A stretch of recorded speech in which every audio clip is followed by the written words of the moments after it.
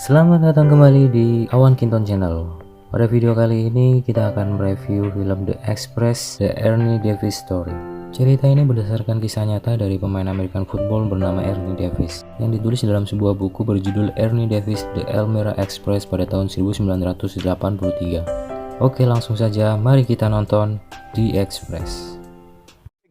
Film ini berkisah tentang perjuangan pemuda berkulit hitam yang bernama Ernie Davis. Banyak orang yang terinspirasi menjadi pemain American football profesional di tengah isu rasisme yang melekat.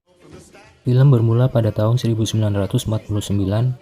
Di sebuah rel kereta api tampak dua orang bocah berkulit hitam yaitu Ernie Davis dengan saudaranya bernama Willie Davis sedang berjalan memungut botol bekas sambil bercanda. Namun di tengah perjalanannya mereka dihentikan oleh sekelompok bocah berkulit putih yang mengklaim area ini merupakan teritorial mereka dalam bisnis perbotolan dan menyuruh Ernie dan Willie menyingkir dan meninggalkan botol yang sudah mereka pungut. Willie sadar di mana mereka berdua tidak sanggup melawan sekelompok bocah kulit putih tersebut, sehingga memutuskan untuk kabur dengan menaiki kereta yang kebetulan melewati mereka berdua. Namun Ernie tetap diam seakan ingin melawan. Dengan gagapnya, Ernie mengatakan tidak mau menyerahkan botolnya. Ketika akan dikeroyok, Ernie memutuskan untuk berlari, dan dengan kegesitannya dan kecepatannya, dia mampu menghindari serangan, dan terus berlari meninggalkan mereka. Dan akhirnya bertemu dengan Willie, dan mereka berdua kembali ke rumah. Menuju ke tahun 1950, suatu ketika Ernie dan Willie bersama kakeknya berjalan dan melihat pertandingan baseball di sebuah toko elektronik. Kemudian Willie mempertanyakan, seorang kulit hitam bermain untuk Brooklyn Dodgers, di mana pada masa itu merupakan sesuatu yang aneh untuk dilihat. Kemudian kakeknya memperkenalkan kepada mereka bahwa orang itu adalah Jackie Robinson. Dia merupakan legenda baseball pada masanya, terkenal dengan nomor punggung 42. Untuk ceritanya bisa teman-teman lihat di film berjudul 42. Dan sejak saat itu Ernie termotivasi oleh sosok Jackie Robinson. Kemudian suatu ketika ibu Ernie berkunjung ke rumah di mana Ernie tinggal bersama kakeknya. Dan ketika makan malam, Ernie diajak oleh ibunya untuk tinggal bersama di Elmira, New York.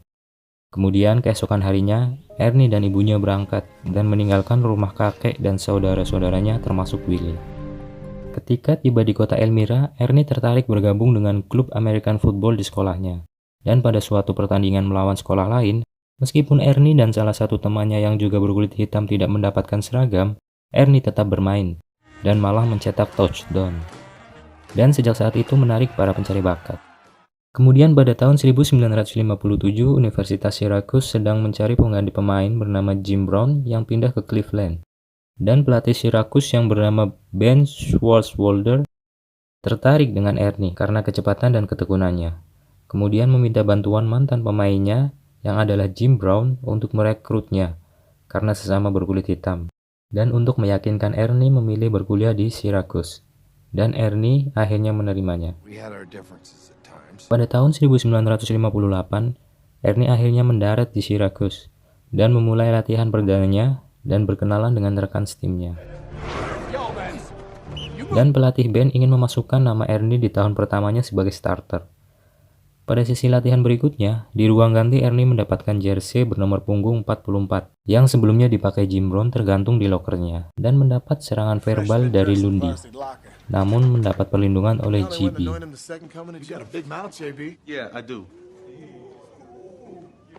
Kemudian Ernie menanyakan pelatih Ben soal jersey tersebut, namun pelatih Ben menegaskan bahwa Ernie sekarang memakai jersey tersebut.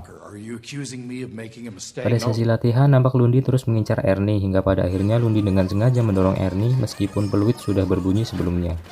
Namun Ernie menanggapi dengan santai seakan memberikan tantangan kepadanya.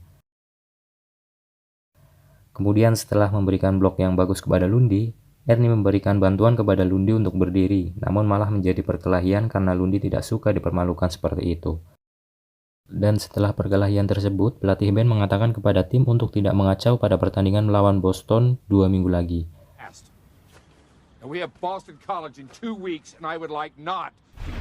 Kemudian pada 4 Oktober 1958 di pertandingan Syracuse melawan Holy Cross, dimenangkan Holy Cross, namun Ernie belum bermain pada saat itu. Kemudian pada musim gugur tahun 1959, pelatih Ben memberikan target kepada tim Syracuse untuk dapat menjuarai kejuaraan nasional. Kemudian pada pertandingan antara Syracuse dan Kansas tanggal 26 September 1959 yang terjadi di Arch Bowl Stadium, kandang Syracuse, tampak Ernie tampil sebagai starter meskipun Syracuse tertinggal terlebih dahulu. Ernie di sini tampil memukau dengan membalikkan keadaan sehingga memberikan kemenangan untuk Syracuse.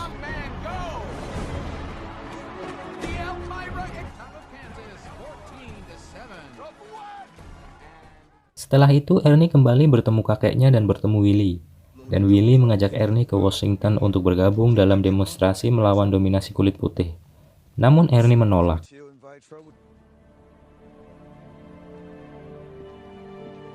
Kembali ke pelatih band di mana dia menemukan strategi baru yang bagus menggunakan Ernie sebagai andalannya.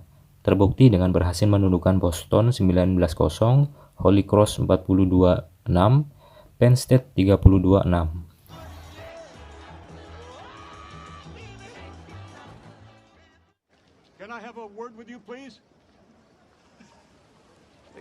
Namun setelah pertandingan tersebut, Ernie mendapatkan berita mengenai meninggalnya kakeknya dan seketika itu membuat Ernie terpukul. Kejadian itu membawa emosi Ernie ke pertandingan selanjutnya melawan West Virginia pada 24 Oktober 1959. Di ruang ganti, Lundy memicu kemarahan Ernie sehingga terjadi perkelahian hingga pelatih band datang. Namun Ernie tidak memperdulikannya dan meninggalkan ruangan. Dan pada pertandingan pun Ernie tidak menghiraukan pelatih band ketika dia hendak menggantikannya dan memaksa bermain sehingga akhirnya Ernie dicadangkan. Namun setelah itu, Ernie dan Syracuse tetap menjadi tidak terkalahkan sepanjang musim dengan menyisakan satu pertandingan menjadi juara nasional, yaitu melawan Texas.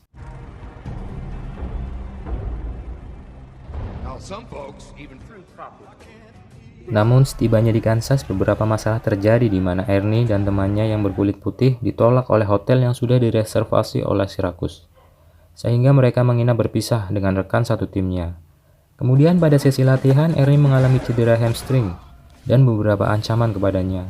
Namun Ernie tetap memaksa bermain.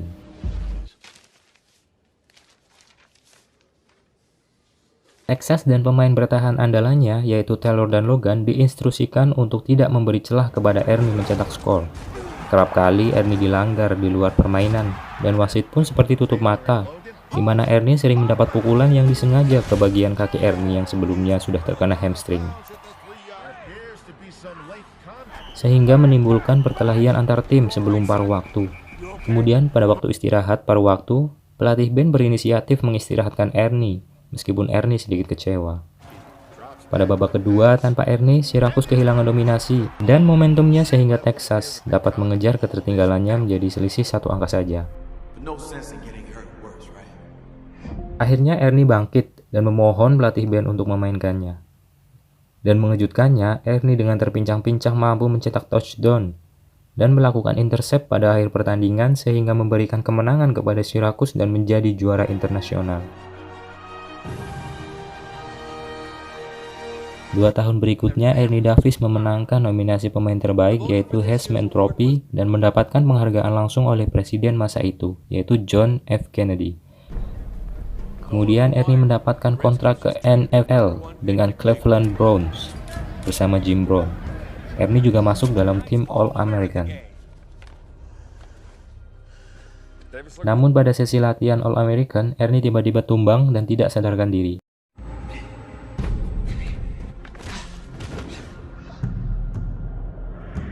Ketika diperiksa, Ernie didiagnosa mengidap leukemia sehingga tidak dapat bermain football lagi.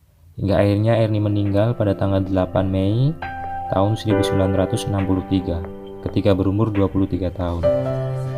Begitulah cerita tentang Ernie Davis The Express yang sungguh menginspirasi, di mana suatu perbedaan bukanlah suatu hal yang dapat meruntuhkan tekad seorang jika terdapat keberanian dalam diri orang tersebut.